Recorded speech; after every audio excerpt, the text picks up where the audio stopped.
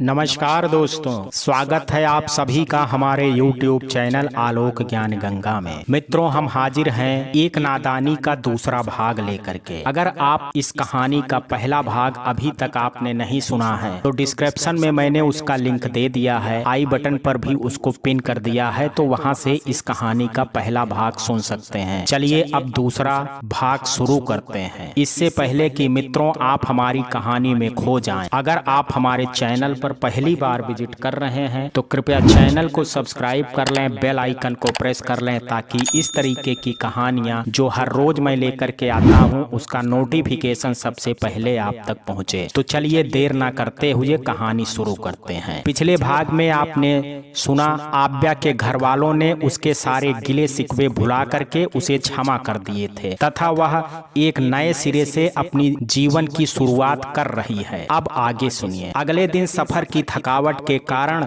नींद थोड़ा देर से खुली थी, लेकिन आज मुझे ऑफिस ज्वाइन करना था तो सामान की अफरा तफरी करते हुए और चलते चलते नाश्ता करने के बावजूद समय से कार्यालय पहुंच गई थी।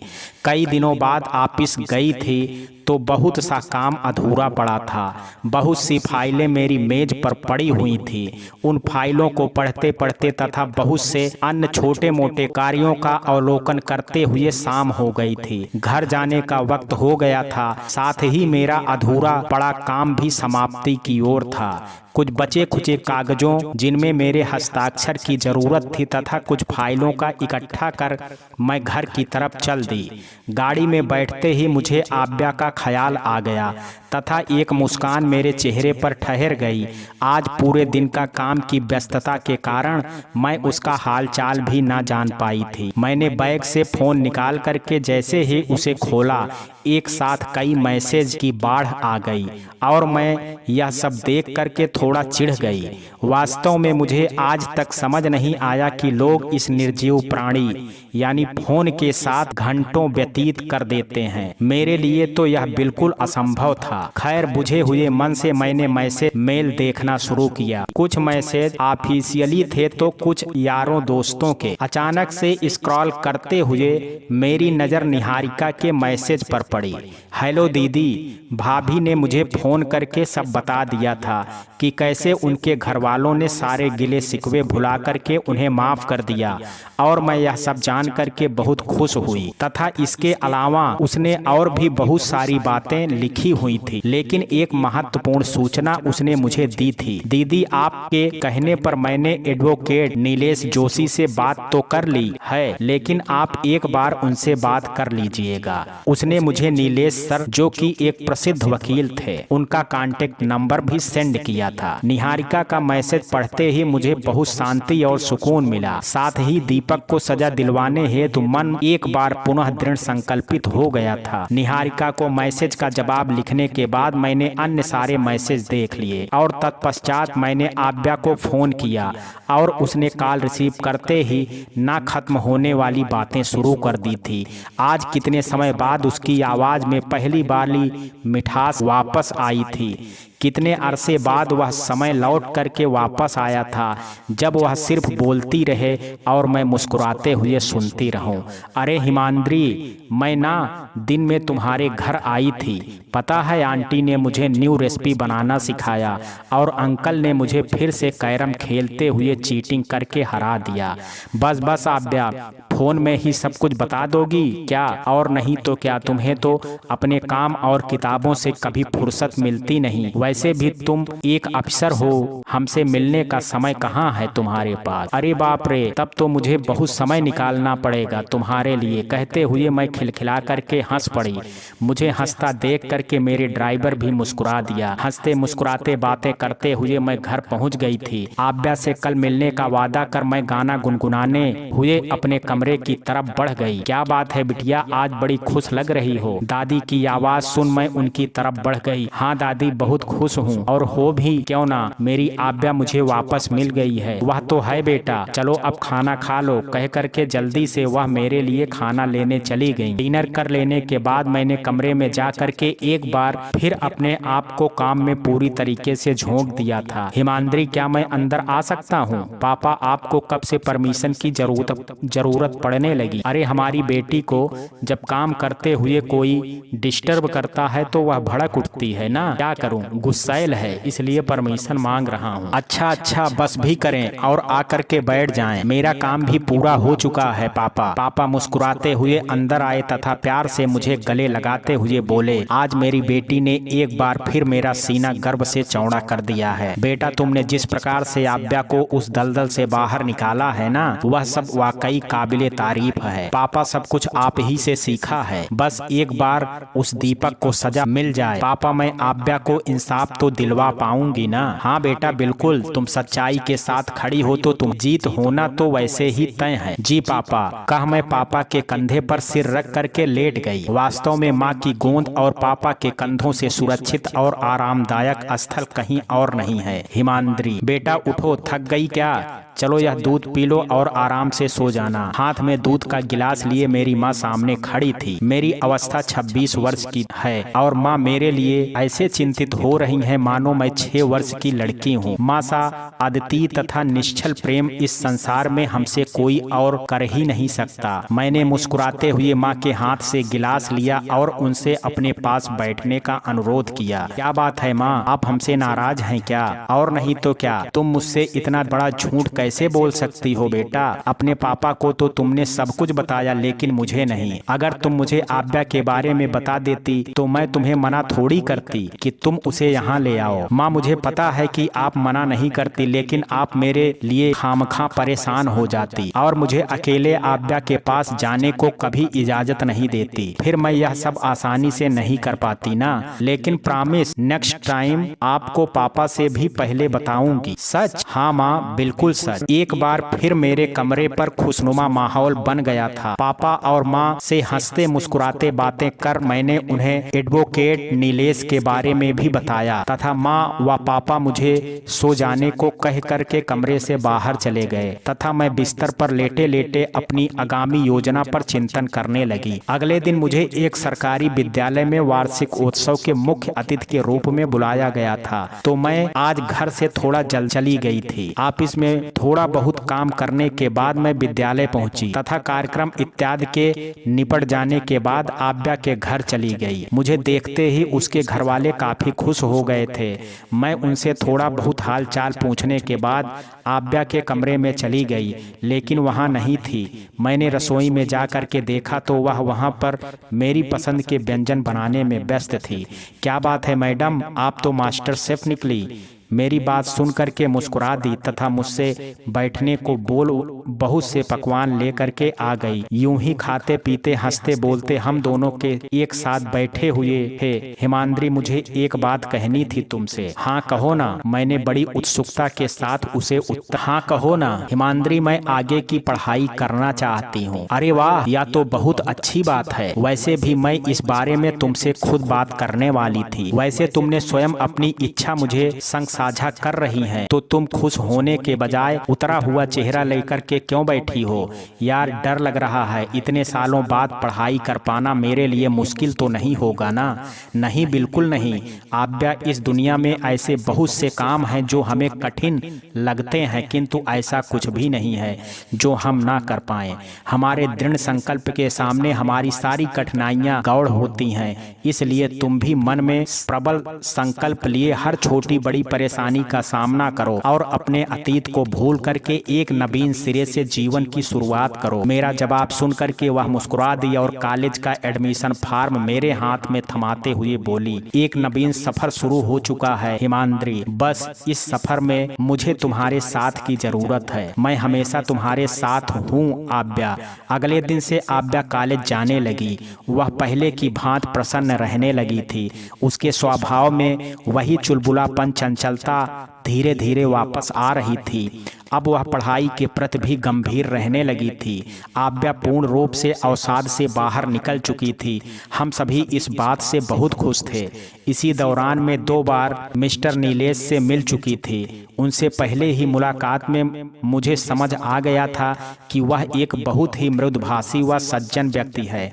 नीलेश जी आव्या का केस लड़ने को तैयार थे। आव्या ने दीपक के खिलाफ एक FIR और दर्ज करवा दी थी और दीपक ने भी उसे कोर्ट में हराने की चुनौती दी थी। वह गुस्से से तिलमिलाया हुआ था। उसे ऐसा भड़कता देख करके मुझे निहारिका की चिंता सताने लगी थी कि कहीं दीपक उसे कोई नुकसान न पहुंचा दे। इसलिए मैंने उसे अपने पास ही बुला लिया था। मुझे पता था कि हमारा केस एक प्रसिद्ध वकील लड़ने वाले थे। निहारिका कोर्ट में गवाही देने को तैयार थी। आव्या की मेडिकल रिपोर्ट ऐसे पुख्ता सबूत थे जिनके माध्यम से हमारी कोर्ट में जीत निश्चित थी। दीपक को सजा दिलवाने में मुझे कामयाबी मिल जाएगी, इस बात को लेकर के मैं पूर्णतः आश्वस्त थी। किंतु मेरे मन में घबराहट ने अपना डेरा जमाया हुआ था। जब ऐसी स्थिति में हम सभी कोर्ट से मिलने वाली तारीख का इंतजार कर रहे थे, एक दिन शाम के समय मैं कार्यालय से घर पहुंची तो अंदर से आने वाली हंसी मजाक की आवाजें तथा आंगन में खड़ी गाड़ियों को देख करके हैरान थी कि ऐसा कौन से खास अतिथि आए हैं जो इतना खुशनुमा माहौल बना है। मैं उत्सुकतावश घर के भीतर गई तो भीतर जाते ही सभी की नज़रें मुझ पर ठहर गई थी। ऐसी परिस्थिति में मैं काफ़ी असहज महसूस कर रही थी। मेरे घर वालों के अलावा आव्या का परिवार भी वहां उपस्थित था। निहारिका थी और वह भी सभी लोग काफ़ी प्रसन्न दिखाई दे रहे थे। मुझे दरवाजे पर खड़ा देख करके माँ ने मुझे अंदर आने को कहा और उन सभी से मेरा परिचय करवाने लगी। मैंने भी सम्मान पूर्वक उन सभी लोगों से अपने से बड़ों को प्रणाम के साथ तो बाकियों को मुस्कुरा करके अभिवादन किया। वह सभी चेहरे मेरे लिए अनजान थे, किंतु एकाएक मेरी नजर एक ऐसे युवक पर पड़ी जिसे देखते ही मेरा उत्साह हैरानी में बदल गया और सहसा मैंने सवाल किया, सर आप? हेलो मिस हिमाद्री, आप ही का इंतजार हो रहा था। यह मेरे माता पिता और छोटी बहन है जो आपसे मिलना चाहते हैं। जी सर, जरूर। आपको पता नहीं है कि आप सभी से मिलकर के मुझे कितनी खुशी हो रही है। मैंने कहा तो दिया था कि मुझे उन सभी से मिलकर के बहुत प्रसन्नता मिल रही है, लेकिन वास्तविकता में तो सिर्फ मैं ही परिचित थी। अपने घर में अचानक से एक सीनियर अफसर को उसके परिवार के साथ आया देख मैं बहुत ज्यादा हैरान थी। फिर भी मैंने अपने आप को सहज दिखाने का पूरा प्रयास किया। माँ के कहने पर मैं अपने कमरे में चली गई और तब जाकर के मैंने चैन की सांस ली। मिस हिमाद्री, आप उन्हें जानती हैं? हमसे तो कभी उनका जिक्र किया नहीं आपने। आव्या की बातें सुन करके मैं गुस्से से उसे घूरते हुए बोली, क्या हो गया? कैसी अजीब सी बातें कर रही हो? और वैसे या फिजूल की बातें किसके बारे में पूछे जा रही हो? अरे कौन? वही जो बाहर बैठे हैं तुम्हारे सर, आव्या ने कहा। ना ना दीदी, आज गुस्सा ना दिखाओ। भाभी बिल्कुल सही कह रही हैं। आपने कभी किसी सर के बारे में कुछ नहीं बताया। कमरे के भीतर आते हुए निहारिका ने आव्या का पूरा पक्ष लिया। तुम दोनों का ना दिमाग खराब हो चुका है। हटो यहाँ से, मुझे तुम लोगों से कोई बात नहीं करनी है। अच्छा बाबा, नहीं करेंगे इस बारे में तुमसे कोई बात, लेकिन तुम यह साड़ी पहन लो। आंटी ने कहा है तुम्हें जल्दी से तैयार करके ले आएं। क्या तैयार? लेकिन आव्या, मुझे तैयार क्यों होना है? अब तुम इतनी भी भोली मत बनो मिस हिमाद्री, कह करके वह और निहारिका हंसते हुए कमरे से बाहर चले गए। उनके जाते ही मैंने पहले तो साड़ी को गुस्से से घूर करके देखा, लेकिन फिर भी बुझे हुई मन से पहन ली। मुझे यह बात समझते देर ना लगी कि हो ना हो यह बिन बुलाए मेहमान मेरा हाथ मांगने आए हैं। मैं तैयार हो करके बाहर चली गई। मुझे देख करके वहां पर उपस्थित सभी लोग प्रसन्न हो गए थे। आखिरकार मेरे सीनियर अफसर आदित्य के घर वालों ने शादी को लेकर के प्रश्न कर ही दिया। मैं शादी की बात सुन करके काफी असहज महसूस करने लगी। शायद मेरे पापा मेरी असहजता से परिचित थे, इसलिए उन्होंने आदित्य को मेरे साथ कुछ समय के लिए बात करने के लिए भेज दिया। मैं एक अजीब सी घबराहट के साथ गार्डन की तरफ बढ़ी, जहां पहले से ही आदित्य खड़े मेरा इंतजार कर रहे थे। यह सब क्या है मिस्टर आदित्य? ऐसे अचानक से आप मेरे घर शादी की बात करने कैसे आ सकते हैं? मेरे प्रश्न को सुनकर के मुस्कुराते हुए आदित्य ने जवाब दिया, जिस तरीके से आप हैरान हो रही हैं ना, शादी की बात सुनकर के मैं भी वैसे ही हैरान हुआ था। लेकिन जब लड़की का नाम पता चला तो हैरानी खुशी में तब्दील हो गई। लेकिन क्यों? देखिए मिस, एक दिन तो शादी करनी है, तो ऐसी लड़की से की जाए जो शिक्षित समझदार हो, साथ में आत्मनिर्भर भी हो। अब आप सोच कर बताइए, आपसे अच्छी लड़की मिल सकती है मुझे? आदित्य के जवाब ने मुझे और ज्यादा असमंजस में डाल दिया था। क्या हुआ? मेरी बातों को सुन करके बुरा लगा क्या आपको? आदित्य की बातों ने मेरा ध्यान अपनी तरफ खींचा। नहीं, कुछ नहीं, लेकिन शादी, देखिए यह आपका फैसला होगा कि आप मुझसे शादी करना चाहती हैं या नहीं। अपनी हर बात रख करके आदित्य वहां से आगे बढ़ गए। कुछ देर तक आदित्य और अपने घर वालों के विषय में सोचते हुए मैं भी घर के अंदर चली गई। तो आपका क्या फैसला है बेटा? जी अंकल, मैं तैयार हूँ शादी के लिए। मैंने भी झट से आदित्य के पिता को जवाब दिया।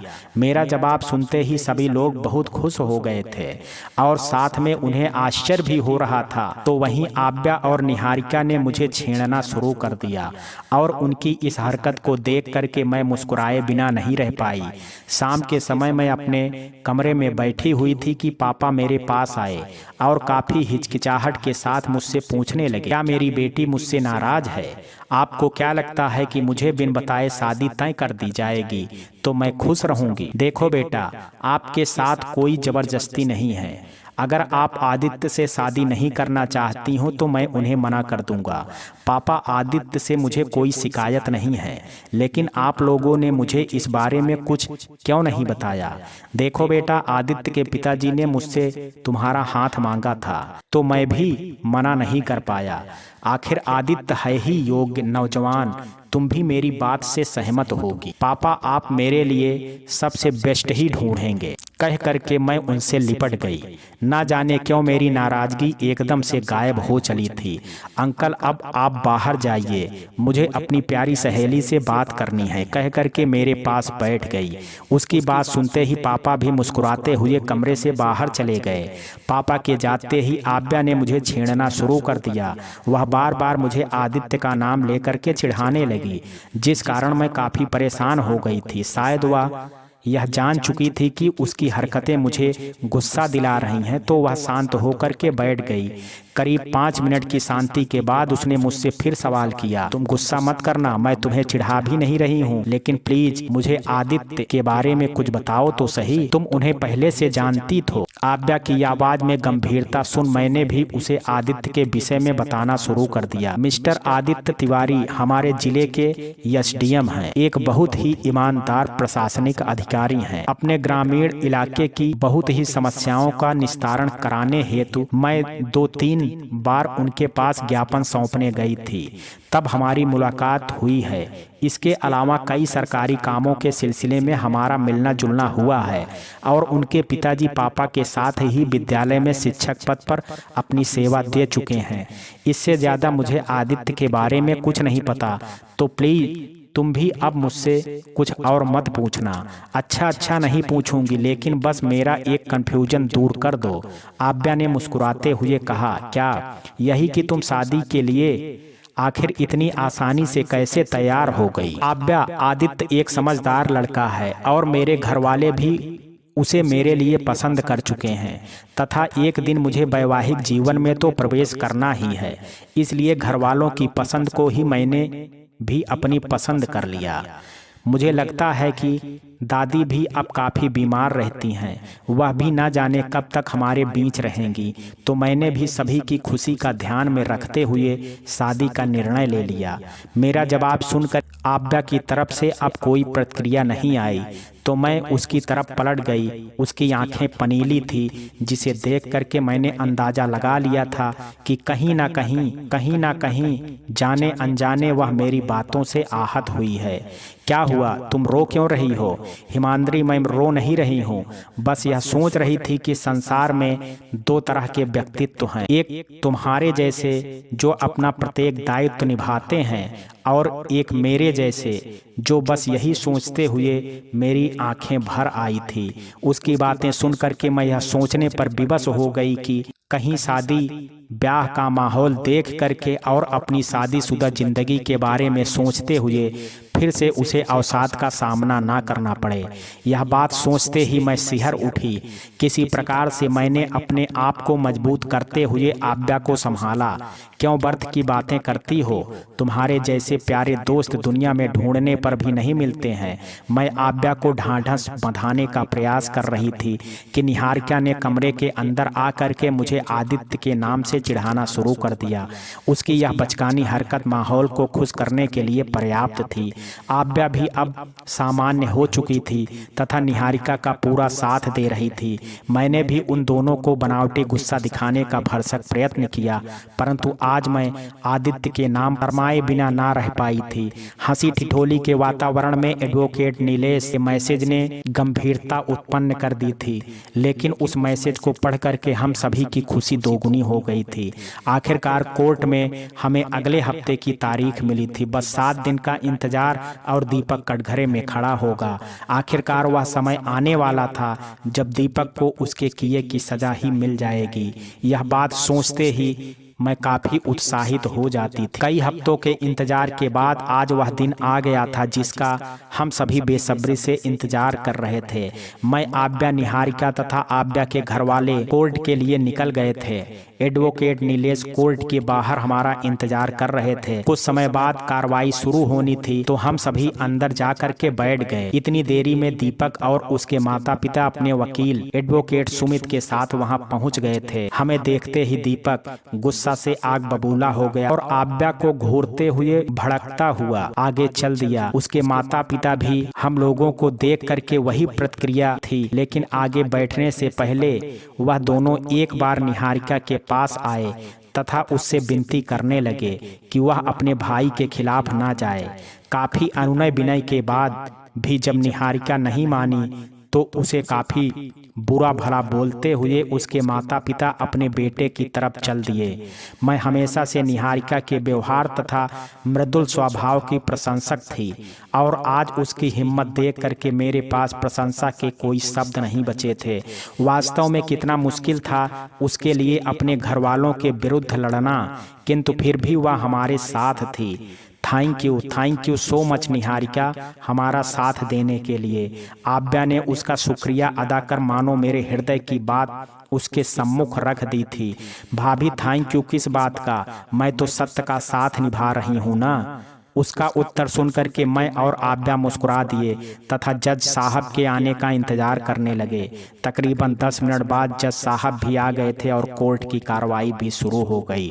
दोनों पक्षों के वकीलों से हमारे केस के सिलसिले में चर्चा हुई तथा दीपक को कटघरे में खड़ा किया गया। एडवोकेट नीलेश, मिस्टर दीपक, आपके ऊपर आपकी पत्नी ने घरेलू हिंसा, शारीरिक और मानसिक प्रताड़ना को लेकर के जो आरोप लगाए हैं उनको लेकर के आप क्या कहना चाहते हैं? दीपक, यह सरासर बकवास है। मैंने कोई हिंसा नहीं की है। मेरे ऊपर लगे सभी आरोप गलत हैं।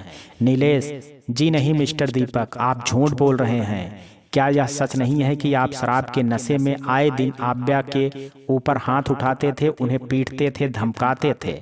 एडवोकेट सुमित ने दीपक का बीच बचाव करने का पूरा प्रयास किया, परंतु नीलेश जी के सामने उनके सारे प्रपंच असफल होते जा रहे थे।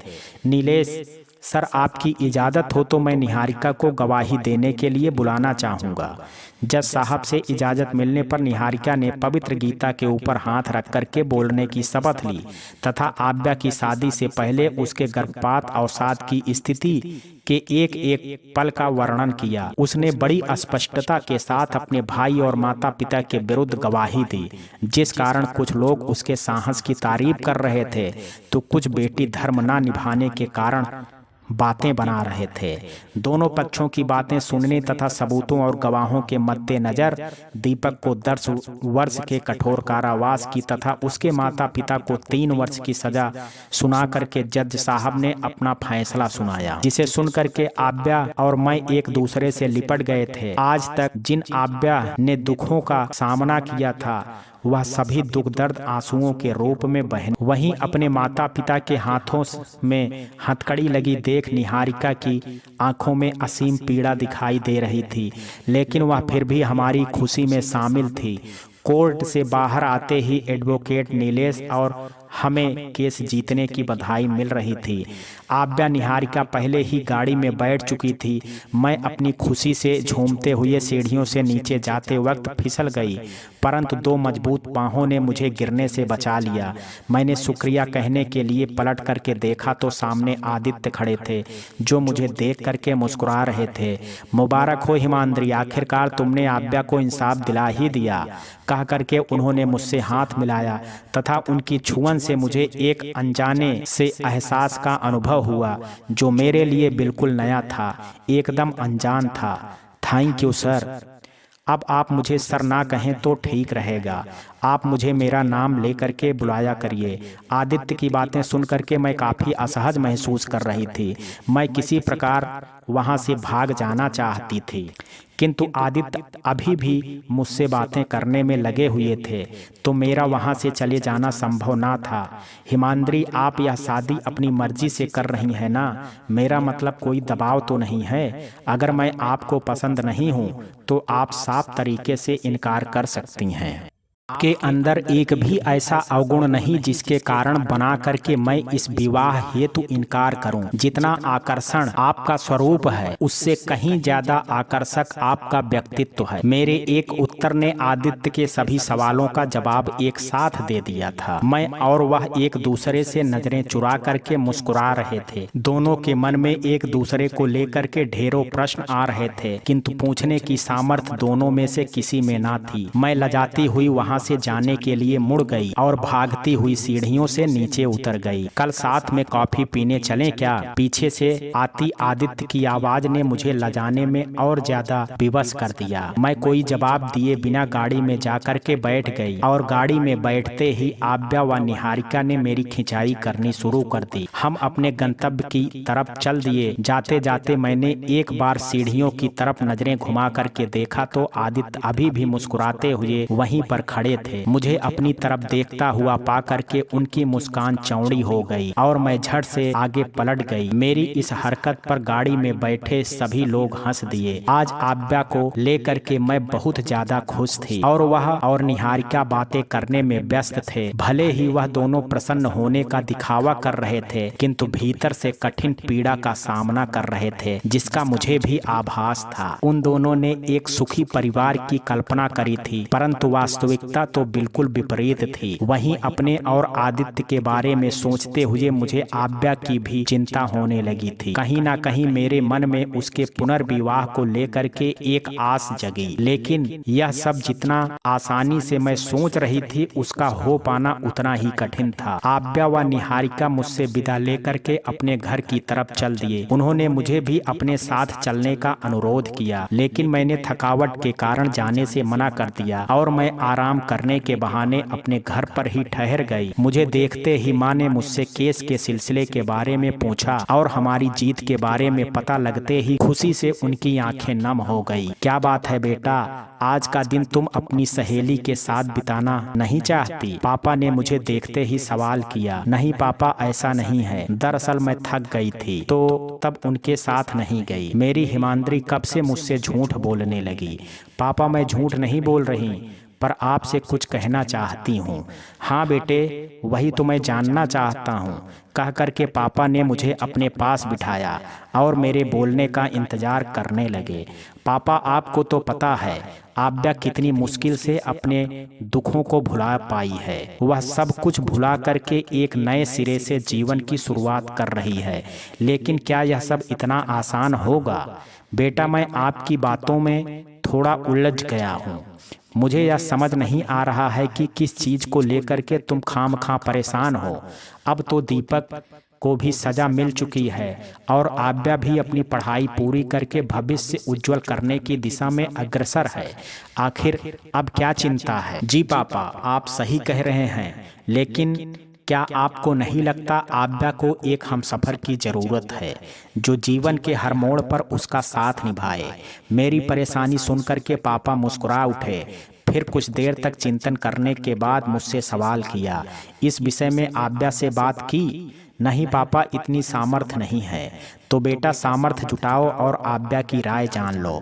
पापा मुझे सुझाव दे करके चले तो गए थे, किंतु मैं अभी भी निराश थी। एक कोने में बैठी हुई थी, मेरा मन बेचैनी से चैन सा हो रहा था। तो थोड़ी देर छत में टहलने के लिए छत की तरफ चल दी। वहां जाकर के देखा तो निहारिका दीवार से सिरे टिकाए तारों में भरे आसमान की तरफ देख रही थी। शाम के वक्त शायद वह मुझसे मिलने के लिए यहाँ आ गई थी और माँ के कहने पर यहीं रुक गई थी। आसमान की तरफ देखते हुए आंसुओं की एक निरंधारा को आंखों के माध्यम से बहते हुए वह शायद अपने दुखों को कम करने का प्रयत्न में जुटी थी। वास्तव में कितनी साहसी थी वह। सत्य का साथ देने के लिए उसने आज जो निर्णय लिया था वह बहुत कम लोगों के सामर्थ्य की बात थी, परंतु उसने सिद्ध कर दिया था कि आगामी समय में वह एक ईमानदार वकील बनकर के असहायों को न्याय दिलवा करके एक श्रेष्ठ मुकाम हासिल कर सकती है। निहारिका मेरी आवाज सुनते ही मानो उसकी तंद्रा टूटी और अरे दीदी आप, मुझे देखते ही एक बनावटी हंसी उसके चेहरे पर ठहर गई। नहीं निहारिका, अपना दुख छुपाने की कोशिश मत करो, बह लेने दो इन आंसुओं को। मैंने उसे अपने सीने से लगा लिया था और कुछ देर तक रो लेने के पश्चात उसका मन कुछ शांत हो गया तो थकावट के कारण वह सोने चली गई। मैं भी छत में चहलकदमी करते हुए आव्या तथा निहारिका के बारे में सोचने लगी।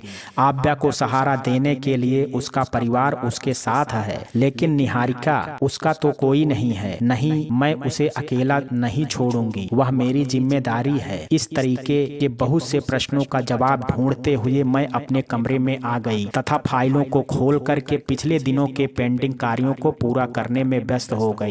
काम के सिलसिले में मुझे अपने फोन की आवश्यकता पड़ी तो मैंने उसे चार्ज से हटा करके जैसे ही ऑन किया, आदित्य के 12 मिस्ड कॉल देख करके मैं परेशान हो गई। एकाएक मुझे याद आया कि आज तो मुझे उनके साथ कॉफी पीने जाना था। अरे मैं यह कैसे भूल गई। मैंने फोन में समय देखा तो 12:30 बज रहे थे।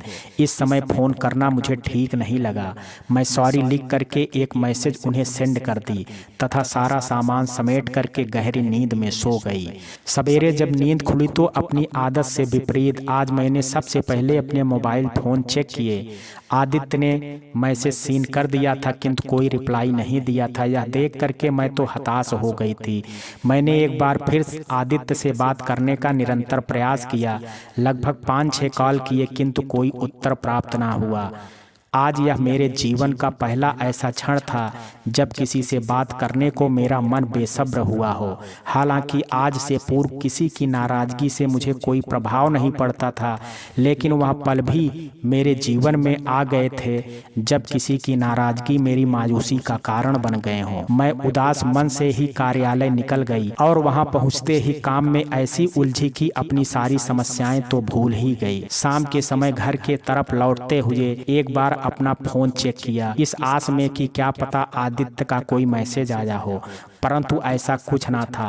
मैं अपने सीनियर अफसर के गर्म मिजाज से वाकिफ थी, किंतु बेवजह मेरे ऊपर क्रोध दिखाना मुझे रास ना आया और मैंने भी बात ना करने का निश्चय कर लिया। मैं गुस्से से तिलमिला उठी, फिर मन को शांत करके आव्या से मिलने चली गई। वहां जाकर के देखा तो निहारिका अपने सामान को आज रही थी तथा मुझे देख करके सब कुछ छोड़ वह मेरी आवभगत में जुट गई। अच्छा हुआ हिमांद्री तुम यहाँ आ गई। देखो ना, यह वापस हॉस्टल जाने की जिद कर रही है। हाँ तो आव्या बेचारी की पढ़ाई का डिस्टर्ब हो रहा है, लौटना तो पड़ेगा। तुम उदास होने के बजाय उसकी मदद करो सामान रखने में। चलो। निहारिका के वापस जाने की खबर से मैं काफ़ी दुखी थी, किंतु यह सोच करके खुश भी हो रही थी कि चलो वह अपनी पढ़ाई में व्यस्त होकर के कुछ हद तक के अपनी पीड़ा भूल तो जाएगी। मैं और आव्या मिल करके निहारिका को उसका सामान रखने में मदद कर रही थी तथा बीच बीच में हंसी ठिठोली का दौर भी चल रहा था। उन दोनों के साथ बातें करते करते मुझे 3 घंटे हो चले थे, लेकिन समय बीतने का कोई आभास नहीं हुआ। बाहर अंधेरा हो चला था। अब रात हो गई है, मुझे घर के लिए देर हो जाएगी, इसलिए मैं अब चलती हूँ। अरे यार, यहीं रुक जाती ना आज। आव्या मन तो है पर तू जानती है काफी काम पेंडिंग पड़ा है। दीदी आप मुझे स्टेशन छोड़ने तो आएंगी ना सुबह? हाँ हाँ बहना, पक्का। अच्छा तुम दोनों अब समय से सो जाओ। हाँ हाँ ओके बाय हिमाद्री, बाय आव्या। मैं भी घर आकर के सीधा अपने कमरे में चली गई थी तथा फिर से काम करने में व्यस्त हो गई। सुबह सुबह मैं जल्दी रेलवे स्टेशन पहुंच चुकी थी, जहां आव्या और निहारिका पहले से खड़ा मेरा इंतजार कर रही थी। निहारिका का दूर जाना हमारे लिए एक भावुक पल था। उसकी आंखें आंसुओं से डबडबाई हुई थी। ट्रेन के जाने का समय हो गया, तुम बाहर खड़ी क्या कर रही हो? जाओ अंदर बैठो। मैंने बिल्कुल आदेशात्मक तरीके से अपनी बात कही। हाँ हाँ बैठ जाएगी। वाह, फिलहाल अभी तो हम दोनों किसी के आने का इंतजार कर रहे हैं। किसका? अभी पता चल जाएगा। कहते ही उसकी आंखें चमक उठी थी। करीब 5 मिनट बाद आदित्य की गाड़ी हमारे पास आकर के रुकी। मुझे देर तो नहीं हो गई आने में? दरअसल सवेरे जल्दी उठ नहीं पाया था। नहीं नहीं जीजा जी, आप मुझे मिलने आए हैं, यह क्या छोटी मोटी बात है? मैं आदित्य को वहां देख करके अचंभित थी। वहीं दूसरी तरफ निहारिका व आव्या दोनों के चेहरे पर शैतानी मुस्कान खिल आई थी। निहारिका ट्रेन में जाकर के बैठ गई। जाते जाते मैंने उसके मंगल भविष्य की कामना करी। यह उसकी वकालत का आखिरी वक्त था। उसके पश्चात वह मिस्टर नीलेश के अंडर ही अपनी प्रैक्टिस शुरू करने वाली थी। नम आंखों के साथ निहारिका ने हमसे विदा ली तथा माहौल में एक भावुकता उत्पन्न हो गई। कुछ समय की खामोशी के बाद आव्या और आदित्य की न थमने वाली बातों का दौर चालू हो गया था। जीजा जी आपको वापिस निकलना होगा ना, कहीं देर ना हो जाए। मैं भी घर जाती हूँ, चलिए बाय। मैं तुम्हें छोड़ देता हूँ। नहीं नहीं जीजा जी, मैं चली जाऊंगी। Bye bye Himadri. अच्छा अब तुम मान नहीं रही हो तो क्या किया जाए? चलो बाय, टेक केयर। आव्या ऑटो लेकर के अपने गंतव्य की तरफ चल पड़ी। उसके जाते ही आदित्य की नजरों का रुख मेरी तरफ हो गया था। मैं उन्हें नजरअंदाज कर आगे बढ़ गई। क्या बात है मैडम जी, नाराजगी तो मैंने दिखानी चाहिए आपको, लेकिन मुंह फुलाए तो आप खड़ी हैं। जी नहीं, ऐसा कुछ भी नहीं है। वैसे भी मैं सुबह सुबह किसी से बहस करके अपना पूरा दिन खराब करने में इंटरेस्ट नहीं रखती। वैसे बहस करने में मेरा भी कोई इंटरेस्ट नहीं है। बहुत अच्छे, अब आप मेरा रास्ता छोड़ें, मैं ऑफिस के लिए लेट हो रही हूँ। अगर आप चाहें तो हम दोनों साथ में जा सकते हैं। आखिर आदित्य की बात पूरी होने से पहले ही मैं वहाँ से आगे बढ़ गई थी। मुझे आसपास कहीं भी अपनी गाड़ी नहीं दिखाई दी। मैंने अपने ड्राइवर को फोन किया। जी मैडम। हाँ कहाँ है सतीश? आप ऑफिस पहुँचने में लेट हो जाएगा। आपको पता है ना आज कितनी इम्पोर्टेंट मीटिंग है। लेकिन मैडम एसडीएम साहब का मेरे पास फोन आया था कि आप उनके साथ ऑफिस आने वाली हैं, इसलिए मैं वहां से चला गया। क्या? अच्छा ठीक है। मैं समझ चुकी थी कि आदित्य ने यह सब मुझे तंग करने के लिए किया है। मैं स्टेशन पर ही किसी टैक्सी का वेट करने लगी। इतनी देर में आदित्य की गाड़ी मेरे पास आकर के रुकी। मोहतरमा, यदि आप पहले दिन लेट नहीं होना चाहती तो शौक से मेरे साथ आ सकती हैं। गाड़ी का दरवाजा खुला हुआ है। शीशा नीचे करते हुए आदित्य ने मुझसे अपनी बातें कही। मेरा गुस्सा बेकाबू हुए जा रहा था, लेकिन मैं लेट भी नहीं होना चाहती थी। आज मुझे तहसीलदार के पद पर नियुक्ति लेनी थी। 3 माह पूर्व मेरा चयन तहसीलदार के रूप में हुआ था और आज का दिन मेरे लिए बहुत खास था। तो ना चाहते हुए भी मुझे आदित्य के साथ जाना पड़ा। रास्ते भर गाड़ी में खामोशी छाई रही। मैं आज अपने नए कार्यालय में पहुंच चुकी थी। एक नया और बड़ा पद मुझे प्राप्त हुआ था। अपने क्षेत्र के एसडीएम साहब आदित्य की उपस्थिति में मैंने यह पदभार ग्रहण किया। एसडीएम के अलावा और भी कुछ सीनियर्स वहां उपस्थित थे। हिमाद्री पांडे, आप एक ग्राम विकास अधिकारी के पद पर रहते हुए बहुत ईमानदारी के साथ अपना काम कर चुकी हैं। अब आपने अपनी मेहनत से एक नया पद हासिल किया है। आपकी जिम्मेदारी भी बढ़ गई है। आशा करता हूं कि आप पूर्व की भांति जिम्मेदारियों का निर्वाह करेंगी। जी सर, मैं आपको शिकायत का मौका नहीं दूंगी। एक सीनियर के सवाल का मैंने भी चहकते हुए जवाब दिया। आज का पूरा दिन पुराना पेंडिंग काम पूरा करने तथा नए स्टाफ से मिलने बात करने में ही चला गया। संध्या के समय मेरे माता पिता सहर्ष मेरा इंतजार कर रहे थे। दादी आव्या के साथ मिलकर के खीर बना रही थी। घर में त्योहार सा माहौल था।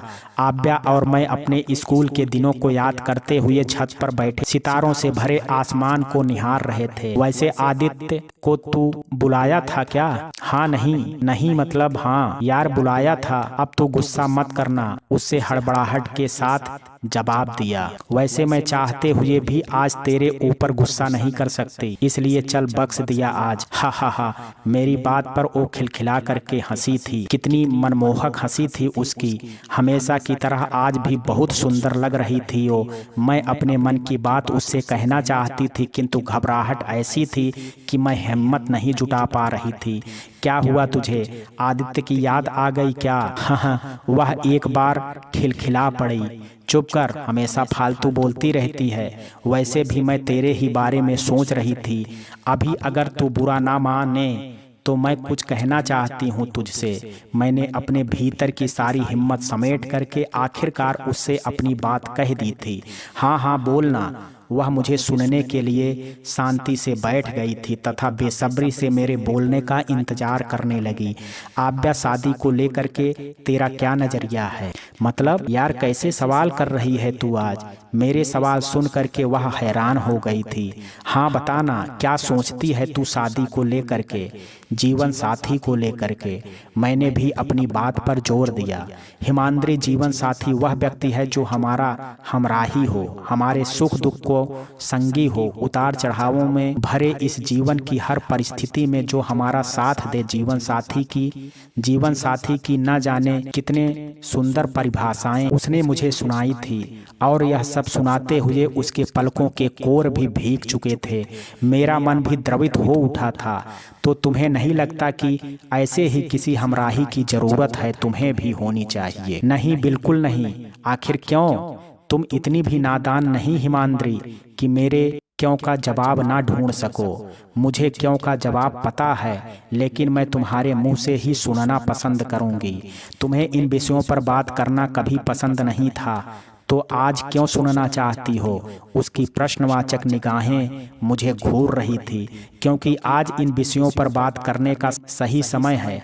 मैं चाहती हूँ तुम विवाह करके एक सुखी जीवन जियो। नहीं हिमाद्री, यह असंभव है। संसार में कुछ भी असंभव नहीं है, और तुम चाहो तो सब कुछ ठीक हो सकता है। हिमाद्री, तुम मेरे साथ हो, मेरा परिवार मेरे साथ है, और अब वाकई सब कुछ ठीक है। लेकिन हम में से कोई भी हमराही तो नहीं बन सकता ना? हाँ, तुम ठीक कह रही हो। इसलिए मैं अब अपने आप को किताबों के हवाले कर देना चाहती हूँ, एक पहचान पाना चाहती हूँ। वैसे भी तुम हमेशा कहती थी पुस्तकों से बड़ा कोई संगी नहीं होता, साथी नहीं, तथा यह भी तुम्हारी राय थी ना कि पुस्तकों सा कोई हमराही नहीं। तुम वास्तव में काफी समझदार हो चुकी हो आव्या। उसकी बातें सुन करके मेरी आंखें भर आई थी। वह मेरे कंधे पर सिर रख करके बैठ गई थी। तुम्हारी हर बात अटूट सत्य है, परंतु मैं फिर भी तुम्हारे वैवाहिक जीवन को देखने की इच्छा रखती हूँ। मैंने एक बार फिर अपना मत उसके समक्ष रखा, तो तुम मानोगी नहीं ना? लेकिन यह भी सोचो, तुम्हारी आव्या को अपनाएगा कौन? कौन नहीं अपनाएगा? यह बोलो। कितनी प्यारी हो तुम। अच्छा तो चलो, कर लो अपना निरर्थक प्रयास। आव्या, मैं हमेशा जीती हूँ, देखना इस बार भी जीतूंगी। बोल। मैं उससे लिपट गई। आव्या की सहमति से मैं काफी खुश थी। अपनी हार जीत मुझे बाद में दिखाना, पहले तो तुम जा करके एसडीएम साहब से बात करो। बात किए जाने को बेचैन हुए बैठे होंगे, कह करके वो मुस्कुराते हुए वहां से चली गई, और शर्म की लालिमा मेरे चेहरे पर उतर आई। कमरे में आते ही फोन को जैसे ही ऑन किया, आदित्य का मैसेज दिखाई दिया, जिसमें उन्होंने ऑफिस में काम करती हुई मेरी एक फोटो सेंड की थी, जो आज की दिन की ही थी। मेरी फोटो के साथ एक हार्ट इमोजी और सॉरी लिख करके भेजा था। सॉरी के रिप्लाई में मी टू टाइप करके मैंने भी सेंड कर दिया था। अभी 2 सेकंड भी नहीं बीते थे, फोन और घनघना उठा। आदित्य का ही मैसेज था, जिसमें कॉफी कैफे का नाम और आने का टाइम लिखा हुआ था। मैं यह सब देख करके मुस्कुराए बिना नहीं रह पाई थी, तथा आदित्य के ख्यालों में खोए खोए ही सो गई। अगले दिन सवेरे से मैं बेचैन थी। मुझे समझ नहीं आ रहा था कि क्या पहन करके मुझे जाना चाहिए। हमेशा से साज श्रृंगार से दूर रही थी, परंतु आज संवरने का मन था। मेरे भीतर होने वाले यह घनघोर परिवर्तन स्वयं मेरे अचंभे का कारण था। यह परिवर्तन क्यों आ रहा था, किस लिए आ रहा था, मुझे नहीं पता था, परंतु मैं प्रसन्न थी। आखिरकार मैंने काफी जद्दोजहद के बाद बाद गुलाबी रंग की साड़ी पहन ली तथा अपने बालों को भी खुला छोड़ दिया था। इसके अलावा थोड़ा बहुत मेकअप कर लिया था।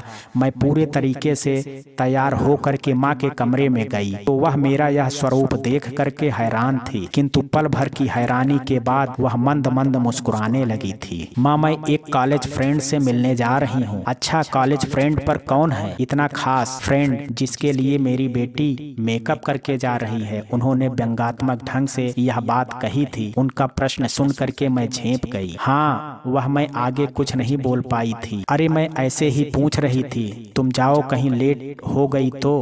ठीक है माँ, मैं चलती हूँ।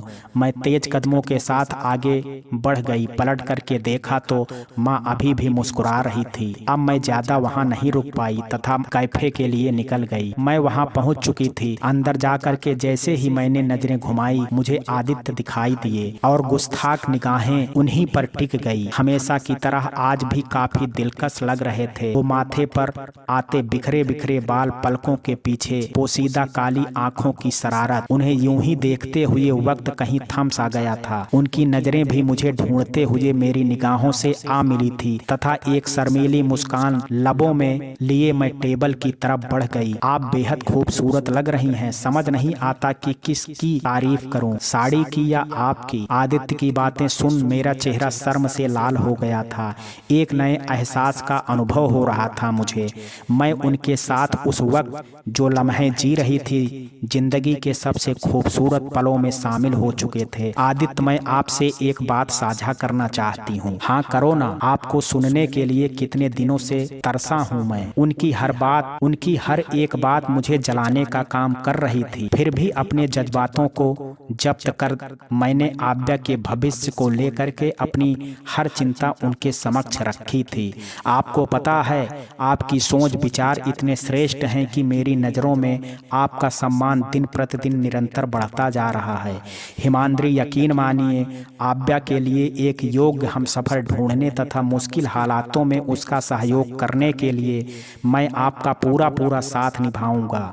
शुक्रिया, आप एक नेक दिल इंसान हैं। आपका जैसा साथी मिलना वास्तव में मेरे लिए सौभाग्य की बात है। अपने मनोभावों को मैंने उनके समक्ष प्रस्तुत करा। हिमाद्री, ऐसा ही कुछ मैं आपसे कहना चाहता हूँ। आप हमेशा से अपना हर दायित्व पूरी निष्ठा से निभाती आई हैं। मुझे पूरा विश्वास है कि आप मेरे परिवार को भी अपना परिवार समझ करके अपनाएंगी तथा सर्वश्रेष्ठ पत्नी व बहू बन करके दिखाएंगी। हाँ बिल्कुल, मुस्कुरा करके मैंने जवाब दिया। तो क्या अब आप विवाह बंधन में बंधने को तैयार हैं? यदि हाँ तो मैं अपने पिताजी से बात करूं। उन्होंने गंभीरता के साथ मुझसे यह सवाल किया। यदि आप तैयार हैं तो मैं भी राजी हूं। मैंने भी उसी अंदाज में उन्हें उत्तर दिया। अरे वाह, मैं तो आज खुशी से पागल हो जाऊंगा। फिर वह खिलखिला करके हंस पड़े। चलिए मैं आपको घर ड्रॉप कर दूं।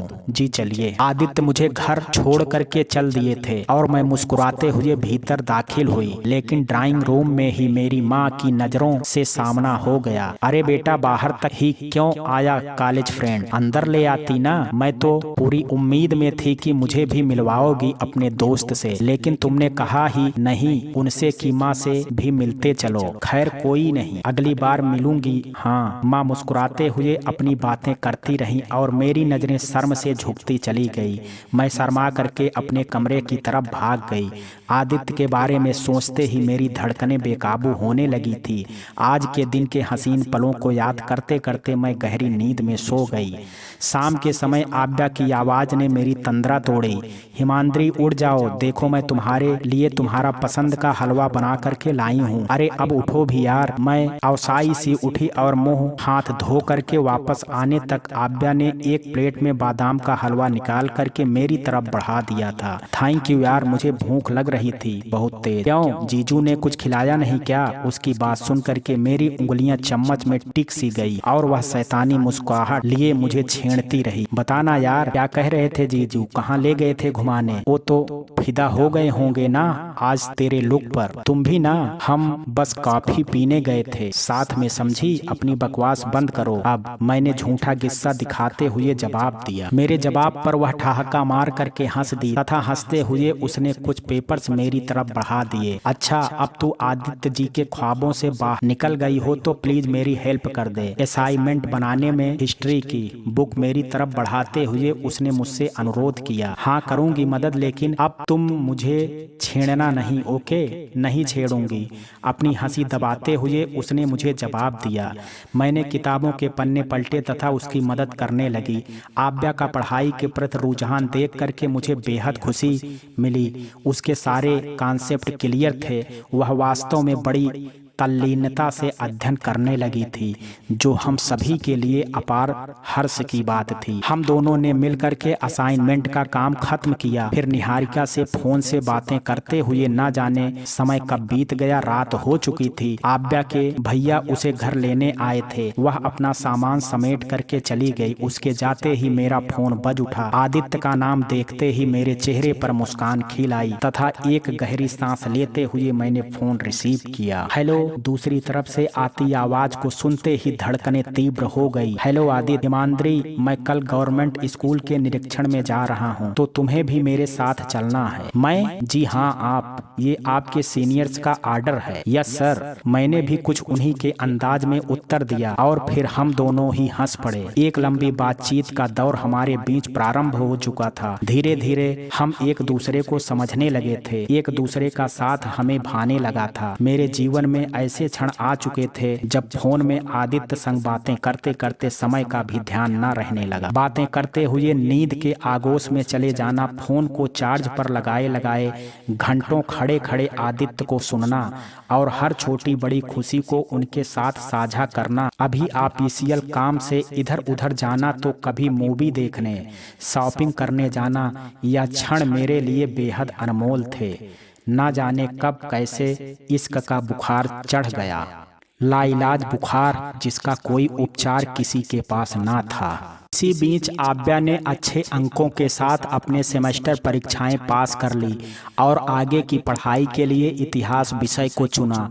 समय के साथ उसकी पढ़ाई के प्रति रुचि बढ़ती चली गई तथा उसके स्वभाव में गंभीरता शालीनता आने लगी। मेरी निहारिका से भी समय समय पर बातचीत हो जाया करती थी। अब आव्या धीरे धीरे अपने गमों को भुलाने का प्रयत्न करने लगी थी, लेकिन यह सब इतना आसान न था। जिस प्रकार में आदित्य से प्रेम करती थी उसी तरह से तो उसने भी दीपक को निश्चल प्रेम किया था। मैं समझ सकती थी कि कितनी कठिनाई होती होगी उसे दीपक की बेवफाई से, किंतु उसने अपने आप को संभाला था। वह ना जाने प्रायः कितने अंतर्द्वंद्वों का सामना करती होगी, इस बात का मुझे एहसास था। मेरी शादी की तारीख नज़दीक आने लगी और मन हर्ष उल्लास उत्साह ना जाने एक साथ कितने भावों से भर गया। विवाह होने की जितनी प्रसन्नता थी उतना ही घर वालों को छोड़ करके जाने का दुख था। घर में मेरी शादी की तैयारियां जोर शोर के साथ चल रही थी। पापा हर एक व्यवस्था का प्रबंध स्वयं देख रहे थे। माँ ने मुझसे छुट्टी लेने को कहा, परंतु अभी शादी को 15 दिन थे तो मैंने साफ शब्दों में उन्हें हमेशा की तरह इनकार कर दिया। मैं शादी से एक हफ्ता पहले छुट्टियां लेने वाली थी, जो मेरी नज़र में एकदम सही फैसला था।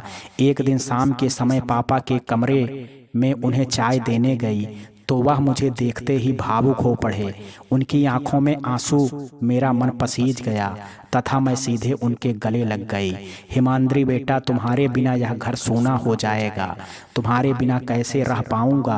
अकेले यह सोच करके आंखें भर आई थी। बस मैं उनके सीने से लग रो पड़ी थी। एक लड़की के लिए उसके घर वालों को छोड़ करके जाना जीवन का सबसे कठिन दौर होता है और मुझे भी उस दौर का सामना करना था। मैं काफी देर तक पापा के गले लगी रही, फिर उनकी गोद में सिर रख करके लेट गई। थोड़ा सुकून और शांति प्राप्त हुई तो मैं पापा के साथ ही बाहर के कमरे में आ गई। शादी को एक हफ्ता बाकी था। मैंने ऑफिस से छुट्टी ले ली थी तथा अब घर रिश्तेदारों से भरने लगा था। चारों तरफ चहल पहल और रौनक ही रौनक थी। देखना कितनी सुंदर लग रही है तेरे हाथों में यह मेहंदी, आव्या ने मेरे हाथों को निहारते हुए कहा। हाँ तो लगाई भी तो तुमने है, अच्छा तो लगना ही है। वैसे अब आंटी ने मेहंदी वाली को घर में बुलाया ही था तो तूने मुझसे क्यों लगवाई? जरा उन लोगों के हाथों की तरफ देख जिनके हाथों में मेहंदी वाली ने मेहंदी लगाई है, फिर मेरे हाथों को देख, कितना अंतर है। वैसे भी तुझसे सुंदर और बारीकी से कौन इन हाथों को संवार सकता है? मेरे जवाब को सुन करके वह मुस्कुरा दी तथा मेहंदी की कोन पकड़ करके छोटे बच्चों के हाथों में डिजाइन बनाने लगी जो न जाने कब से उसे घेरे हुए थे तथा अपने हाथों में मेहंदी लगवाने की जिद कर रहे थे। मैं अपने हाथों को कभी आगे कभी हल्का ऊपर उठा करके फोटोग्राफर के बताए अनुसार न जाने कितने पोज दे चुकी थी और मुझे अब तो उस फोटोग्राफर पर गुस्सा भी आने लगा था।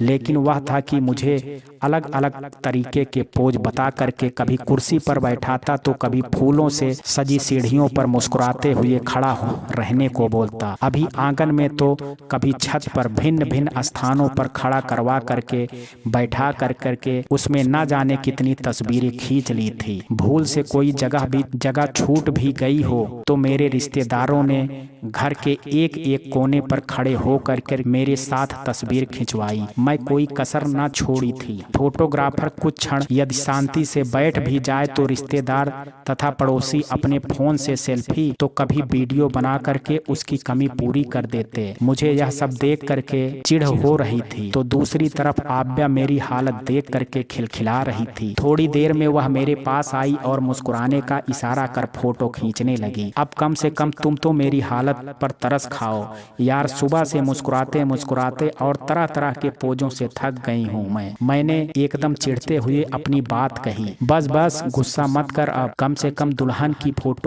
एक फोटो खींचने का अधिकार तो सबका है ही। वह इतना कहते ही हंस पड़ी थी। अच्छा 2 मिनट तो हंस दे यार, अब जीजू को तेरी सड़ी मुंह वाली फोटो भेज भी दूं, लेकिन निहारिका को तो मुस्कुराती हुई भी भेजूंगी ना। क्या तूने आदित्य को फोटो भेज दी? वह फोटो जल्दी डिलीट कर। उसे मैं नाराजगी के साथ उससे फोन लेने को झपटी किंतु वह मुझे चिढ़ाते हुए वहां से भाग गई तथा उसकी इस हरकत ने मुझे मुस्कुराने पर विवश कर दिया। मैं शांति से पुनः अपने पूर्व स्थान पर जाकर के बैठ गई। कम से कम आज के दिन तो उस लड़की को हिमाद्री से दूर रखते। तुम दोनों इतने शुभ अवसर पर भी कैसे बुला सकते हो तुम उसे? और तो और छोड़ो, उस अपशगुनी ने ही मेहंदी लगाई तुम्हारी बेटी को। यह कोई बात हुई भला? अपशगुनी, उसकी हिम्मत कैसे हुई आव्या के बारे में यह सब बोलने की? मुझसे बड़ी हैं आप, इसलिए आपसे झगड़ कर तमाशा नहीं बनाना चाहती आपका, लेकिन ध्यान रहे आइंदा आव्या के बारे में कुछ भी बोलने से पहले सोच करके बोलना, अन्यथा नहीं। हिमाद्री बेटा शांत हो जाओ, मैं कर रहा हूँ बात, आप जाओ बाहर बैठो। अपनी मम्मी की बातें सुन करके मैं गुस्से से भड़क उठी थी। मुझे पापा ने बामुश्किल शांत करवाया। मेरी आंखें भर आई थी। अपने कमरे की तरफ जैसे ही बढ़ी आव्या को सामने देख करके मुझे समझने में देर ना लगी कि वह मामी की बातों को सुन चुकी है। उसकी आंखें आंसुओं से भर गई थी तथा वह बाहर की तरफ चली गई। आव्या रुको, मेरी बात तो सुनो। मैं तीव्र गति से भागते हुए उसके पीछे गई। वह छत पर एक कोने पर खड़ी बिलक पड़ी। मेरी भी आंखें छलक गई थी। आव्या देखो, अब रोना नहीं। क्या तुम इतनी कमजोर हो कि चंद बेवकूफों की बातों को सुन अपना मनोबल खो दो? तुम यह क्यों नहीं सोचती कि 2 लोग तुमसे बुरा भी बोल रहे हैं तो बहुत सारे लोग तुमसे प्रेम भी करते हैं। उन्हें कोई शिकायत नहीं है तुमसे, तुम्हारे अतीत से। अपनी बात खत्म कर मैं उसके समीप बैठ गई थी। वह अभी भी उदास थी किंतु उसने आंसू साफ कर लिए थे और ओंठों पर मुस्कान बिखेरते हुए उसने मुझे नीचे चलने का इशारा किया। हम दोनों नीचे आ गए। वहां अभी भी वही चहल पहल थी। पापा ने मुझे आंखों से सब ठीक होने का इशारा किया तथा आव्या को अपने साथ अन्य कामों में व्यस्त कर दिया ताकि उसका ध्यान बंट सके। अब मेहंदी का कार्यक्रम समाप्ति की ओर था। सभी मेहमान अब धीरे धीरे छंटने लगे थे। मैं भी कमरे में आराम कर रही थी परंतु बार बार मेरी नजर अपने हाथों में लगी मेहंदी पर जा रही थी। मेहंदी अपना गहरा रंग छोड़ चुकी थी तथा हाथों में डिजाइन के बीच बारीकी से छुपा कर लिखा हुआ आदित्य का नाम देख करके मैं हर्षित हो उठी थी। हिमाद्री कहाँ हो? आव्या चहकती हुई मेरे पास आई। दिन भर गुमसुम बैठी आव्या बड़ी प्रसन्न दिख रही थी। क्या हुआ तुम्हें? बड़ी खुश नजर आ रही हो, अपने हाथ दिखा तो। वह मेरी बात सुने बिना ही मेरे हाथों को निहारने लगी। मैं असमंजस के साथ उसे देखी थी। उसने एक शैतानी मुस्कान के साथ मुझे देखा तथा फोन में बात करने लगी। जीजा जी, आपकी मिस हिमाद्री के हाथों में बड़ी डार्क मेहंदी लगी है और आपको पता है वह कमरे में अकेले बैठी है, आपकी यादों में खोई मुस्कुरा रही है। हा हा हा। उसकी प्यारी हंसी से मेरा मन खिल गया था तथा उसकी प्रसन्नता का रहस्य भी मुझे मालूम हो चुका था। वह खिलखिलाते हुए पूरे कमरे में घूमते घूमते आदित्य से वीडियो कॉल पर बातें करने में व्यस्त थी। लाओ मुझे फोन दो। क्यों दूं? उसने तपाक से उत्तर दिया। क्यों दूं मतलब? अरे बात करनी है मुझे। ओह, बड़ी बेसब्री है, उसने मुझे छेड़ते हुए कहा तथा फोन मेरे हाथ में थमा करके हंसते हुए कमरे से निकल गई। मैं अभी दरवाजे की ओर देख करके मुस्कुरा रही थी। वह जा चुकी थी। जरा अपनी नजरों का रुख हमारी तरफ भी फेरें जालिमा। आदित्य की आवाज ने मेरा ध्यान अपनी ओर खींचा। फोन की स्क्रीन पर नजर आता उनके हसीन चेहरे को देखते ही मेरा दिल बेकाबू हो गया। लाइट ग्रीन कलर के कुर्ते में आज वह और दिनों से ज्यादा आकर्षक लग रहे थे। क्या हुआ मोहतरमा, ऐसे क्यों देख रही हैं आप? ओ, आप बहुत हैंडसम लग रहे हैं, मैंने नजरें चुराते हुए जवाब दिया। क्या? अरे वाह, कोई मुझे संभालो, बाप रे, मैं पागल हो जाऊंगा। खुशी से किसी ने पहली बार मेरे लुक की तारीफ करी है। आदित्य का यह बचपना देख करके मैं लगातार हंसे जा रही थी। खूबसूरत तो आप भी लग रही हैं, लेकिन मुझसे जरा कम। अच्छा, वैसे आप इतने भी अच्छे नहीं लग रहे हैं मिस्टर आदित्य। वह तो मैंने आपका मन रखने के लिए आपकी झूठी तारीफ कर दी थी। ओह, तो आप झूठ भी बोलती हैं। झूठ भी मीठा है। इसी प्रकार बातें करते हंसते मुस्कुराते आज का दिन भी बीत गया। अगले दिन सवेरे से संगीत की तैयारियां चल रही थी। मैंने हल्के महरून रंग का लहंगा पहन रखा था। आज पार्लर वाली ने मुझे तैयार किया था और वास्तव में मैं काफ़ी सुंदर लग रही थी। संगीत कार्यक्रम शुरू हो गया था। कार्यक्रम शुरू होने के थोड़ी ही देर बाद में निहारिका भी आ गई थी। निहारिका को देखते ही आव्या का गुमसुमपना दूर हो चला था और वास्तव में अब आव्या को देख करके मैं बिल्कुल निश्चिंत थी, क्योंकि निहारिका अकेले ही मामी जैसे दर्जनों लोगों से वाक युद्ध जीत सकती थी। नाचने गाने का दौर चालू हो चला था। डीजे पर कन्या की विदाई के चलते गानों ने मेरे माता पिता को भावुक कर दिया था। नाचते गाते फोटोग्राफर्स की बताई पोजों पर फोटो खिंचवाते और अपने सभी स्कूल कॉलेज फ्रेंड से मुलाकात के बीच कार्यक्रम समाप्त हो चुका था। कल मेरी शादी थी, जीवन का सबसे अनमोल पल। मैं खिड़की से बाहर देखते हुए सुनहरे भविष्य के सपने सजा रही थी, परंतु रह रह करके अपना बचपन याद कर रही थी। माँ पापा ने कितने दुलार से पाला मुझे। दादी की प्रेरक कहानियों के बीच मेरा बचपन बीता। हमेशा से मृदभाषी और जिज्ञासु स्वभाव रहा मेरा। बातें सभी से करती थी, परंतु सबसे दूर दूर रहना पसंद था। फिर आव्या से दोस्ती हुई तथा बचपन और सुंदर हो गया। उम्र के साथ साथ कैसे किताबों से लगाव बढ़ता गया था। पढ़ते पढ़ते कैसे मैं सोफे या कुर्सी पर ही सो जाती थी। फिर माँ में बड़ी प्यार से मुझे बिस्तर पर उड़ा करके लेटाती थी और मेरे हर जन्मदिन पर पापा मुझे तरह तरह की किताबें गिफ्ट करते थे और कितनी प्यार से एक अलमारी में मैं उन्हें संभालती थी। कॉलेज की क्लासों के बाद का मेरी दिन लाइब्रेरी में बीतता था। मैंने कितनी सारी दुकानों से या ऑनलाइन किताबें खरीद करके उन्हें इकट्ठा किया था। मैं अपने घर को एक मिनी लाइब्रेरी बना चुकी थी। अथक प्रयास और कठिन परिश्रम के बलबूते मैंने अपना लक्ष्य प्राप्त किया था। कितनी खूबसूरती के साथ मेरे जीवन के 25 बसंत बीते थे।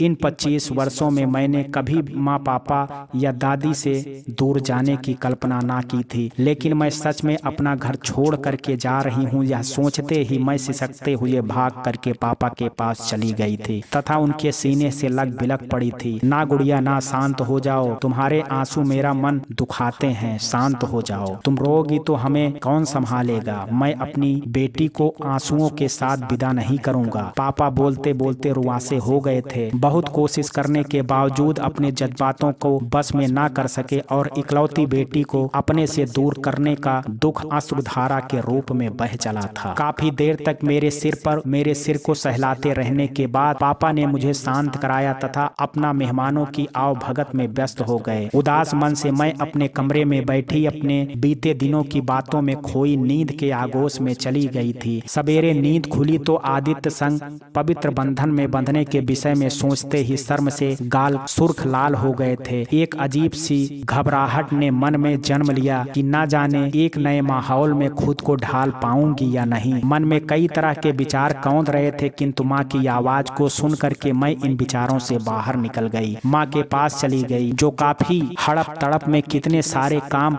एक साथ कर रही थी। कारीगरों को सही ढंग से कार्य करने के सैकड़ों निर्देश उन्हें दे डाले थे। मुझे देखते ही उन्होंने शीघ्र तैयार होने का आदेश दे डाला। कितनी प्रसन्न थी वह आज।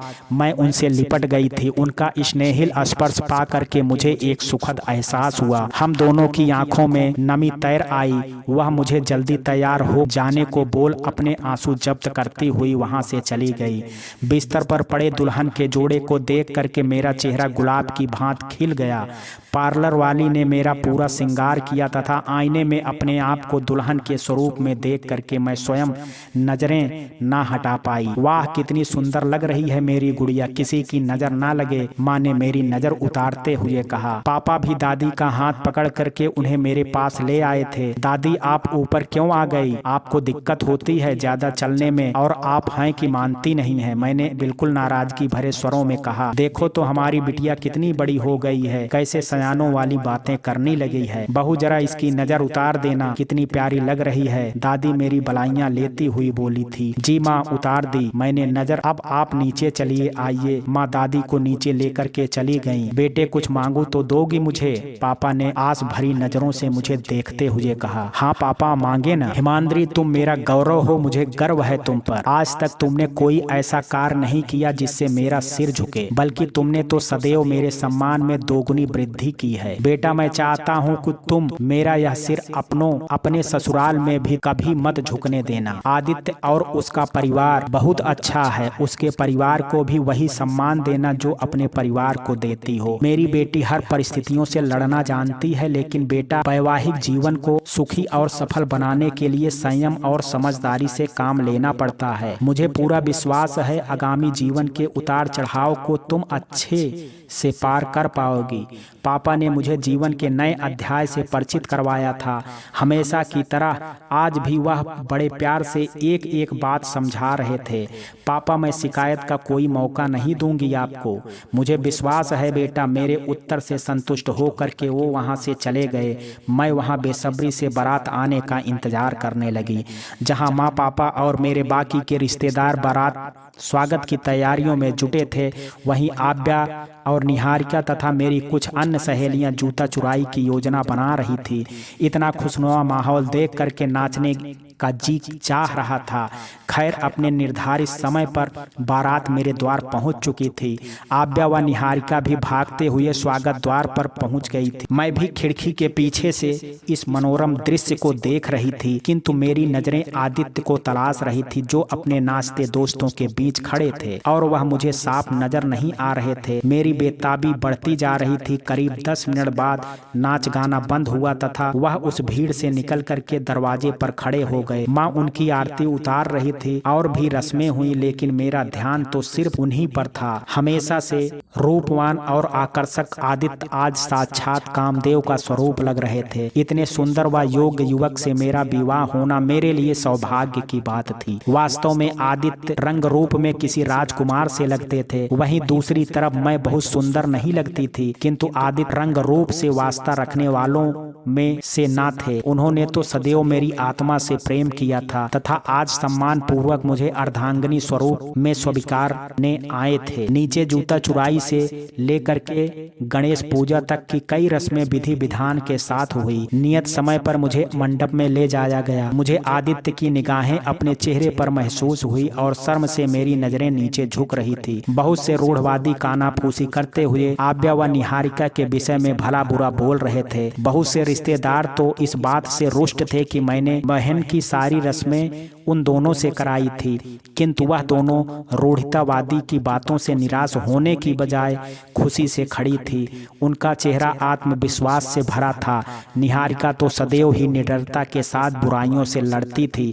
आज उसी के सानिध्य को पाकर के आव्या की भी सामर्थ्य मिली थी और मैं उसे आत्मविश्वास से भरा पा करके प्रसन्न थी। वही संस्कृत के मधुर श्लोक के साथ शंखोच्चारण प्रारंभ हुआ। मेरे माता पिता ने कन्यादान संपन्न किया। मुझे आदित्य के पास बैठाते ही माँ पापा ने पल भर में पराई हो गई पुत्री को देखा और अपने आंसू पोंछ लिए। सारी रस्में निभाते हुए अपने इष्ट मित्रों के आशीर्वाद तथा ईश्वर की अनुकंपा से हमारा विवाह संपन्न हुआ। मन में अनुराग था, उमंग थी, आदित्य की वामांगनी बनने की खुशी थी, किंतु संग था अपनों से बिछड़ने का भाव। अपना घर, माता पिता, दादी, अपने दोस्त और अपनी किताबें, जिन सब से मेरे प्राण बसते थे, जिन सब में मेरे प्राण बसते थे, उन सब से अब क्या अपना रह गया था। बार बार यही सोच करके आंखें भीगी जा रही थी। माँ पापा और अपने इष्ट मित्रों से विदा लेकर के मैंने एक नए सफर की शुरुआत करी। आदित्य के घर में मुझे सदैव पुत्री सा सम्मान तथा प्रेम प्राप्त हुआ। आदित्य से समझदार तथा शानदार प्रतिभाओं के धनी व्यक्ति को अपने जीवन साथी के रूप में पा करके मैं प्रसन्न थी। एक अच्छी बहू और पत्नी का हर दायित्व मैं निभाने के साथ निभाती गई। अपने वैवाहिक जीवन में काफी प्रसन्न थी। हालांकि एक बहू और पत्नी के रूप में मेरी जिम्मेदारियां पहले से बहुत ज्यादा बढ़ चुकी थी, किंतु मुझे इतना अच्छा परिवार मिला था कि उन सभी के सहयोग से मैं हर जिम्मेदारी को भली भांति निर्वाह करती गई। अब मेरी दादी काफी अस्वस्थ रहने लगी थी। उनका अधिकांश समय अस्पतालों के चक्कर काटने और इस आराधना करने में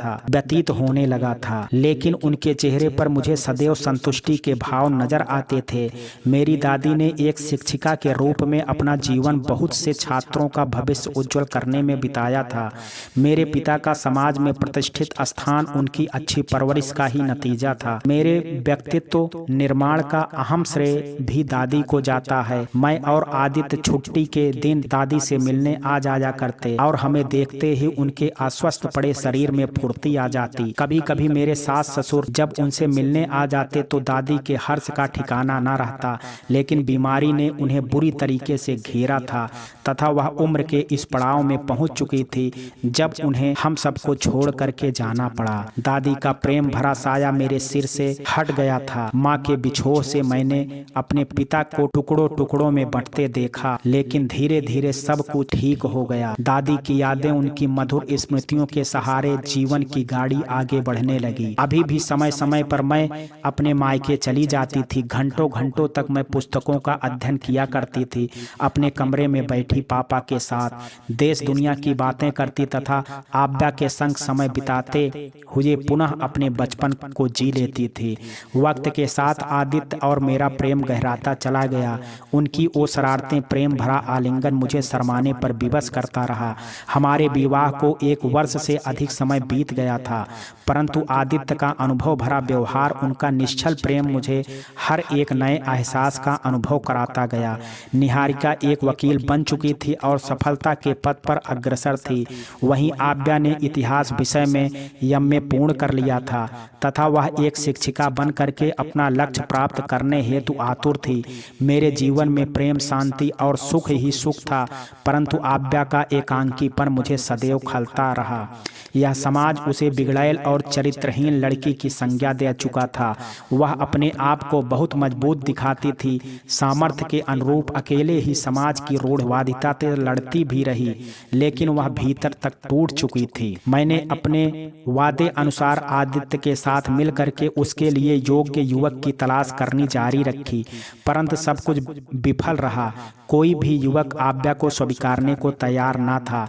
यहाँ तक कि हमने बहुत से विधुर और तलाकशुदा लड़कों से भी कुछ लोगों से बात करी थी, परंतु आश्चर्य की बात यह थी कि उन युवकों को अविवाहिता की तलाश थी। एक तलाकशुदा युवती को अपनाना उनके लिए असम्मानजनक बात थी। एक तलाकशुदा युवक को ससम्मान के साथ जीने का हक देने वाला यह संसार नारी के लिए ऐसी सोच क्यों रखता है, इसका उत्तर मुझे अभी तक प्राप्त नहीं हुआ। इसी बीच मेरी ननद काव्या का विवाह था। विवाह में आव्या भी शामिल हुई।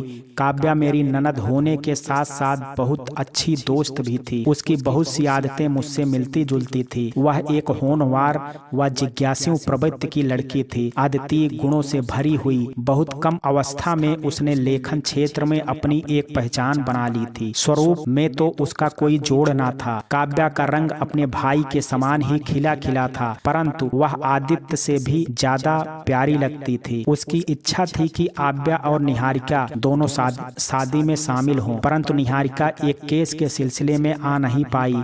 काव्या आव्या के आने से बहुत खुश थी। विधि विधान के साथ काव्या का विवाह संपन्न हो गया था। मैं थकावट के कारण कमरे में बैठ करके आराम कर रही थी। क्या मैं अंदर आ जाऊं हिमांद्री? आव्या की मधुर आवाज ने मेरी थकावट को दूर कर दिया था। हाँ हाँ आव्या आओ ना। क्या तुम भी पूछ क्यों रही हो आने के लिए? क्या मैं मना करूंगी तुम्हें? अरे ना ना, मना तो नहीं करोगी, लेकिन अब यह रूम तेरा अकेले का थोड़ी ना है। फिर अगर जीजू भी यहीं होते और तुम दोनों के साथ में व्यस्त होते तो क्या तुम भी? उसकी बातों को सुनकर के मेरा मन गुदगुदा उठा। चल यार, आज तक शर्माती है जीजू के नाम से, अब तो बातें ही ऐसी करती है तो शर्माऊंगी ही ना। खैर यह सब छोड़ और अपना बता, घर में सब ठीक है? हाँ सब ठीक है, उसने मुस्कुराते हुए मुझे जवाब दिया, परंतु उसके हावों भावों को देख करके मैंने महसूस किया कि वह मुझसे कुछ कहना चाहती है। कुछ और यहाँ वहाँ की बातें करने के पश्चात मैंने आखिरकार उससे पूछ ही लिया कि वह कुछ कहना चाहती है क्या? हाँ हिमांद्री, कहना है। फिर उसने संकोचवश अपनी बात मेरे सम्मुख रखी। हिमांद्री, तुमने मुझे सदैव एक बहन सा प्रेम दिया है। तुम मेरे लिए हमेशा से चिंतित रही हो। तुम जिस प्रकार एक सुखी वैवाहिक जीवन जी रही हो, तुम्हारा प्रयास है कि मैं भी वही जीवन जीऊं। तुम्हारा और जीजू का प्रयास है कि तुम दोनों काव्या की भांति मेरे लिए भी एक योग्य युवक का चयन करो। परंतु हिमांद्री, मैं अब विवाह नहीं करना चाहती। लेकिन क्यों? क्या तुम्हारा मानना है कि हम योग्य युवक नहीं हैं? मैंने आवेश में आकर के उससे प्रश्न किया। नहीं हिमांद्री, मैंने ऐसा कब कहा? बेशक तुम योग्य व्यक्ति का चयन कर सकती हो, लेकिन मैं सोचती हूँ कि मैं एक काबिल लड़की नहीं हूँ। कौन कहता है तुम काबिल नहीं हो? क्या कमी है तुम में? तुम समझदार हो, सुंदर हो, शिक्षित हो और तुम्हारी अवस्था भी कुछ ज्यादा नहीं है।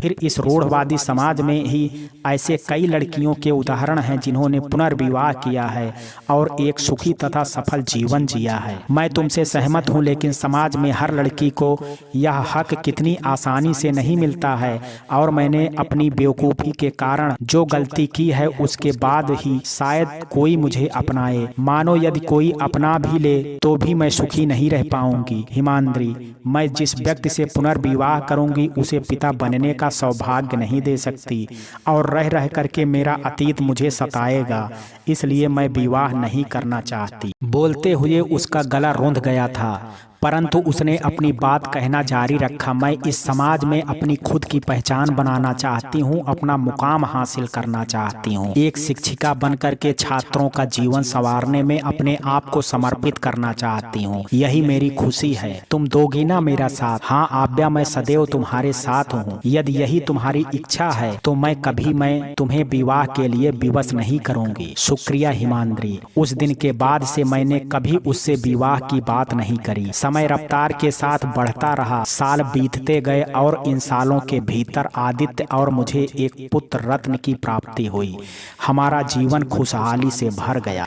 निहारिका भी एक प्रसिद्ध वकील बन चुकी थी। उसके माता पिता की सजा पूर्ण हो गई थी। वह दोनों अपने बर्ताव के लिए शर्मिंदा थे। उन्होंने आव्या से माफी मांगी तथा आव्या ने भी उन्हें क्षमा कर दिया। निहारिका ने भी अपने माता पिता को आव्या के कहने पर माफ किया तथा उनके साथ ही रहने लगी। उसने एक आर्मी अफसर के साथ विवाह कर लिया तथा सुखी जीवन जीने लगी। मैं निहारिका को लेकर के काफी प्रसन्न थी। उसकी व्यवहार कुशलता तथा सत्यता के सम्मुख मैं सदैव नतमस्तक थी। वह कानून की एक सच्ची रक्षिका थी। उसका चरित्र मेरे लिए सदैव प्रेरणादायक बना रहा। वहीं दूसरी तरफ आव्या ने भी अपनी पूरी पढ़ाई कर ली थी। वह इतिहास की प्रवक्ता बन बन चुकी थी। शिक्षिका के रूप में उसने निष्ठा के साथ अपने दायित्वों का निर्वहन किया तथा समाज में धूमिल हुई अपनी छवि को पुनः प्राप्त किया। मेरे जीवन में अब सिर्फ प्रेम और शांति ही शांति थी। माँ, पापा, सास ससुर का आशीर्वाद सदैव मेरे साथ था। आदित्य से मुझे असीम प्रेम व सम्मान प्राप्त हुआ। माँ के स्वरूप में भी मैंने अपनी जिम्मेदारियां निष्ठा के साथ निभाई। ईश्वर की कृपा से मुझे सब कुछ प्राप्त हुआ, जिसका मैं तहे दिल से परमात्मा को धन्यवाद देती हूँ। तो मित्रों, ये कहानी आपको कैसी लगी? परंतु एक प्रश्न मेरे मन में अभी भी बार बार आता है कि क्या आव्या या उसकी जैसी लड़कियां जो किशोरावस्था में नादानी के कारण भूल कर जाती हैं, उन्हें चरित्रहीन घोषित कर देना चाहिए? क्या उन लड़कियों को इस भूल को सुधारने का अवसर मिलना चाहिए जैसा अवसर आव्या को मिला? आप अपनी राय मुझे कमेंट बॉक्स में जरूर दीजिएगा। वीडियो अगर आपको पसंद आया हो तो वीडियो को लाइक, शेयर और चैनल को सब्सक्राइब करना ना भूलें। कल मिलते हैं एक नई कहानी के साथ। तब तक के लिए जय हिंद, जय भारत।